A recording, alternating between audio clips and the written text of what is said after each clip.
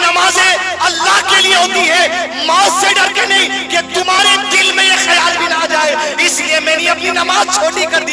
अब आओ जिस्म के टुकड़े कर देना, ये कहना था, जिस्म के टुकड़े करके छोड़ दिए। बद्र की जंग हुई, उसके बाद ओहद की जंग हुई। ओहद की जंग के बाद मुसलमानों के खिलाफ शाम रजी का मामला पेश आया। 70 के करीब सहाबा को मुशरिकीन मक्का और दूसरे कुफार इस साजिश के साथ ले गए कि आप हमारे पास आपके सहाबा को दीन सिखाने के लिए भेजिए, ये आपके साथ रहते हम भी दीन सीखेंगे। उसी में एक मामला ऐसा हुआ। फिर उसके बाद 10 सहाबा को अल्लाह के नबी सल्लल्लाहु अलैहि वसल्लम ने एक काफिले का जायजा लेने के लिए भेजा था। जब 10 निकले तो इत्तेफाक से भी इत्तला लेने गए थे कि दुश्मन क्या कर रहा है। 200 लोगों ने घेर लिया और घेर कर 7 लोगों को शहीद कर दिया। 3 बचे थे। 3 में से एक खुबैब इब्ने अदी थे रज़ियल्लाहु अन्हु। क़ल्बे सलीम देखिए अदी दोस्तों, ये चीज है।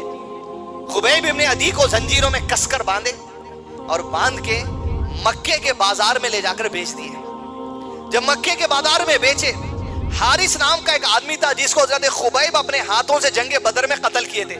हारिस के बेटे अपने बाप का बदला लेने के लिए हज़रत खुबैब को पैसे देके खरीदे, घर के बाहर लाके जंजीरों में जकड़ के रख दिए और रखकर ये फैसला लिया गया कि अब खुबैब हम तुझसे हमारे बाप के कत्ल का बदला लेंगे और तरीका ये होगा जंजीरों में बांधे रखते हुए तेरे जिस्म के टुकड़े करने वाले। 3 दिन पहले इत्तला दे दी गई और खुबैब जंजीरों से बांधे हुए हैं। हारिस के भाई जब बांधे, हारिस की बहन कहती है मैं देखती कि जहां जंजीरों में उसे बांध दिया गया था, खाने पीने दिया जाता, सारे मक्के में कहीं अंगूर नहीं थे, मगर मैं देखती कि खुबैब इब्ने अदी के पास अंगूर होते और गवाही देती इस बात की ये अल्लाह की तरफ से खुबैब इब्ने अदी को रिस्क आता। कैसे आता वो कहती मैं नहीं जानता। हदीस है सही है, उलमा ने इकराम ने इसे कहा। फिर खुबैब इब्ने अदी को मौत का दिन मुकर्रर किया गया और कहा गया खुबैब चंद लम्हों में तेरे जिस्म के टुकड़े होने वाले, पीसेस करके छोड़ देंगे। हज़रत खुबैब कहते हैं इब्ने अदी रज़ियल्लाहु अन्हु एक ख्वाहिश है आखिरी मरने वाले की। कहा खुबैब क्या है? जो है अगर हमारे बस में होगा तो कर लेंगे। कहा बस 2 रकात नमाज पढ़ने की इजाजत दो। जंजीरें खोली गई। 2 रकात नमाज अपनी जिंदगी के आखिरी, इल्ला बिक़ल्बिन सलीम, जो क़ल्बे सलीम लेकर आया अपनी जिंदगी के आखिरी लम्हे अपने रब के सामने सुजूद, रुकू, इखलास, गिड़गिड़ाना, मग़फ़िरत, आजिज़ी के जरिए अल्लाह के पास जो से मुलाकात की तैयारी कर रहा है। 2 रकात नमाज अदा की और फिर मुख्तसर नमाज पढ़ ली और सलाम फेर दिए।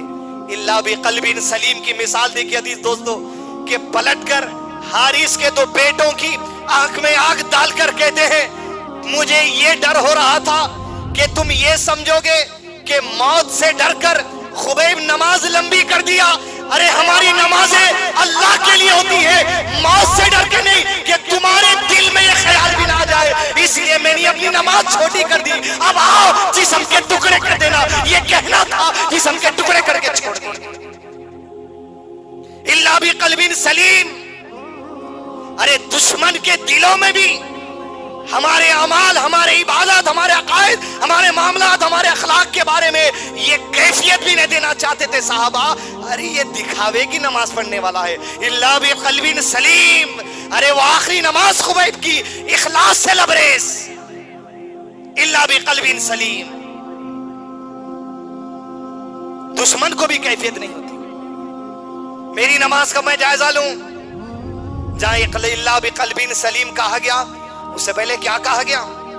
मालूम वला बनून, तुम्हारी औलाद, तुम्हारी माल। मेरे सजदे में मेरी तिजारत गालिब, मेरे रुकू में मेरी तिजारत गालिब, मेरे अज़कार में मेरे घर की ख्वाहिशें गालिब, कारोबार में तो कारोबार में झूमे, नमाज में भी फिर मेरा कारोबार गालिब आ गया। तो इल्ला बिक़ल्बिन सलीम के दर्जे को हम कैसे पहुंचे? अजीज दोस्तों, ये दिलों की सिफत में से एक सिफत है इल्ला बिक़ल्बिन सलीम।